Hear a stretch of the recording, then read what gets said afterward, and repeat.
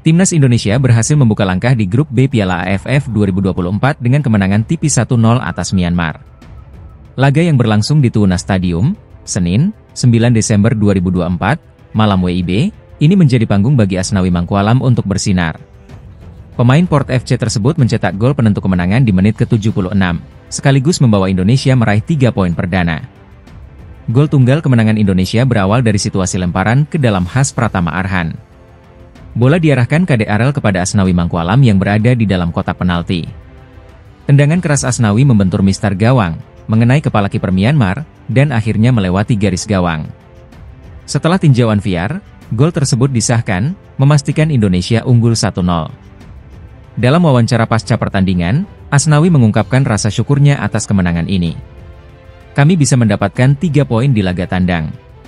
Pertandingan ini sangat sulit karena menjadi laga pembuka turnamen, tetapi kami berhasil melakukannya, ujar Asnawi.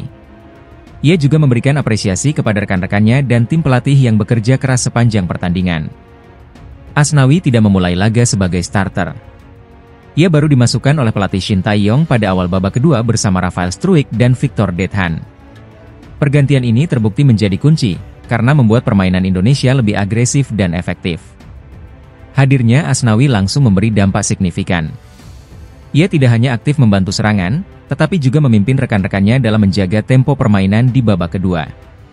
Kemenangan ini menjadi langkah awal yang positif bagi Timnas Indonesia di Piala AFF 2024. Dengan skuad yang mayoritas dihuni pemain muda, Garuda mampu menunjukkan mentalitas yang tangguh di laga tandang melawan Myanmar.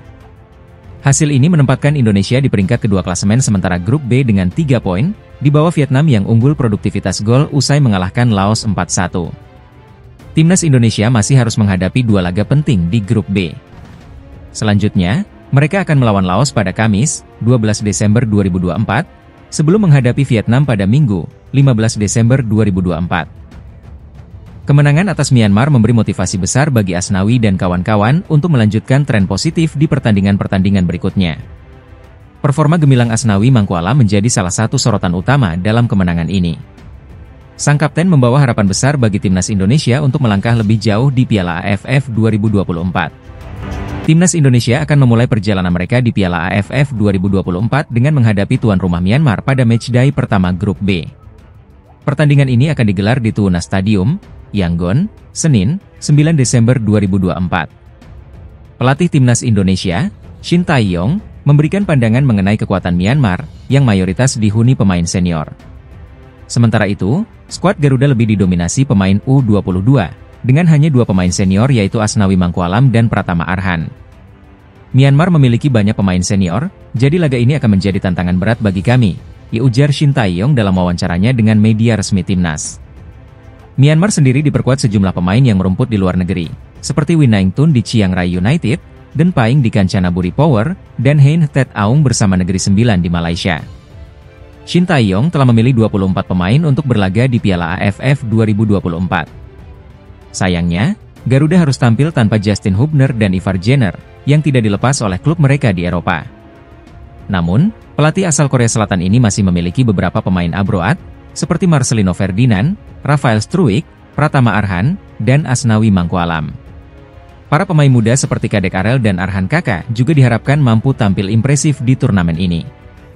Meski mayoritas pemain Indonesia berusia muda, Shin Tae-yong menargetkan timnya bisa melaju hingga final Piala AFF 2024. Kami tahu ini tidak mudah, tetapi dengan persiapan matang dan semangat juang tinggi, kami percaya diri bisa tampil maksimal, ditambah Shin Tae-yong.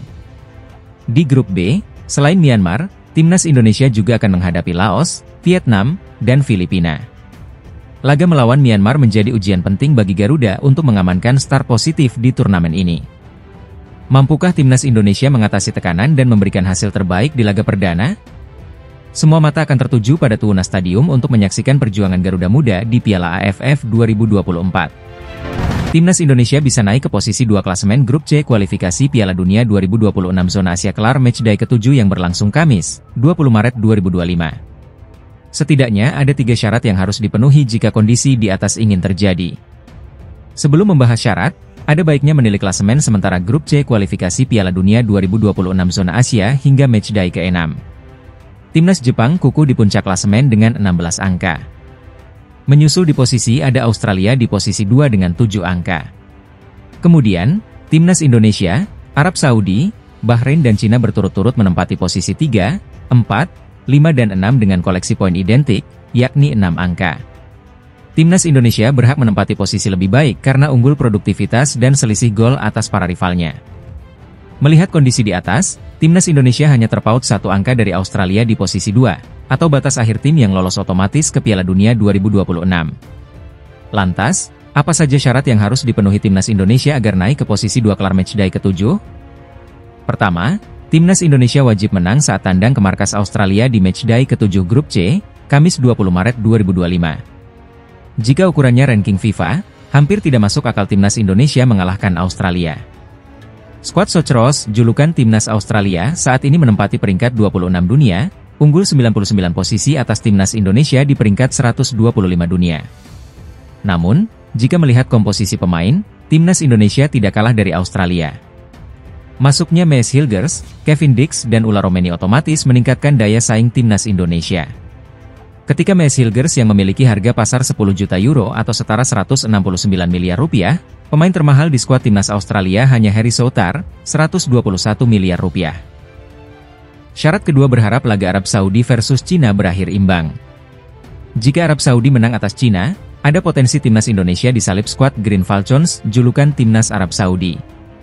Sebab, Timnas Indonesia kini hanya unggul produktivitas gol atas Arab Saudi, bukan selisih gol. Karena itu, harapannya laga Arab Saudi versus Cina berakhir imbang. Potensi laga berakhir imbang juga cukup besar karena Arab Saudi lebih sering imbang saat mentas di kandang sendiri pada babak ketiga kualifikasi Piala Dunia 2026 zona Asia, yakni 2 imbang dan 1 kalah. Bagaimana dengan satu syarat lagi? Harapannya di laga lain grup C, Jepang menghajar Bahrain di kandang sendiri. Jepang membutuhkan kemenangan atas Bahrain demi memastikan lolos ke Piala Dunia 2026 pada Maret 2025. Berikut klasemen sementara grup C kualifikasi Piala Dunia 2026 zona Asia di matchday ke-7 jika kondisi di atas terjadi. 1 Jepang, main 7, poin 16. 2 Indonesia, main 7, poin 9. 3 Australia, main 7, poin 7. 4 Arab Saudi, main 7, poin 7. 5 Cina, main 7, poin 7. 6 Bahrain, main 7, poin 6. Timnas Indonesia tengah berjuang keras di putaran ketiga kualifikasi Piala Dunia 2026 zona Asia. Penjaga gawang Martin Paes optimis skuad Garuda mampu mencatatkan sejarah dengan lolos ke ajang sepak bola terbesar dunia. Martin Paes menyoroti perkembangan signifikan Timnas Indonesia dalam beberapa waktu terakhir.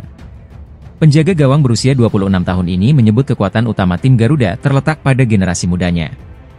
Hal ini ia saksikan langsung dalam perjuangan Garuda Muda di Piala Asia U23 2023, Januari lalu. Paes menyebut sejumlah pemain yang menjadi bukti kualitas tim semakin meningkat. Nama-nama seperti Ragnar Oratmangoen, Shane Patinama, Tom Haye, hingga Mark Locke menjadi sorotan utamanya.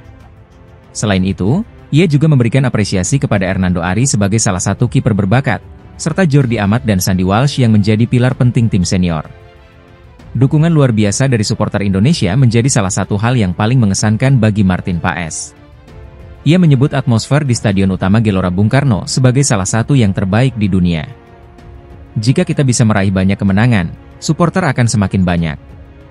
Dukungan ini adalah elemen penting dalam perjalanan kami, ujar Paes. Menurutnya, kombinasi antara potensi besar tim dan loyalitas supporter adalah formula penting untuk membawa Timnas Indonesia melangkah lebih jauh. Kemenangan melawan Arab Saudi menjadi suntikan semangat besar bagi tim asuhan Shin Tae-yong. Meski sempat gagal di Olimpiade 2024, Paes yakin mimpi besar menuju Piala Dunia 2026 sangat mungkin terwujud. Sebagai Garuda, langit adalah batasan kita sekarang. Saya bangga menjadi bagian dari tim ini, ucap Paes penuh optimisme. Timnas Indonesia akan melanjutkan perjuangannya pada Maret 2025 mendatang. Skuad Garuda dijadwalkan bertandang ke Australia pada 20 Maret, kemudian menghadapi Bahrain di kandang sendiri pada 25 Maret.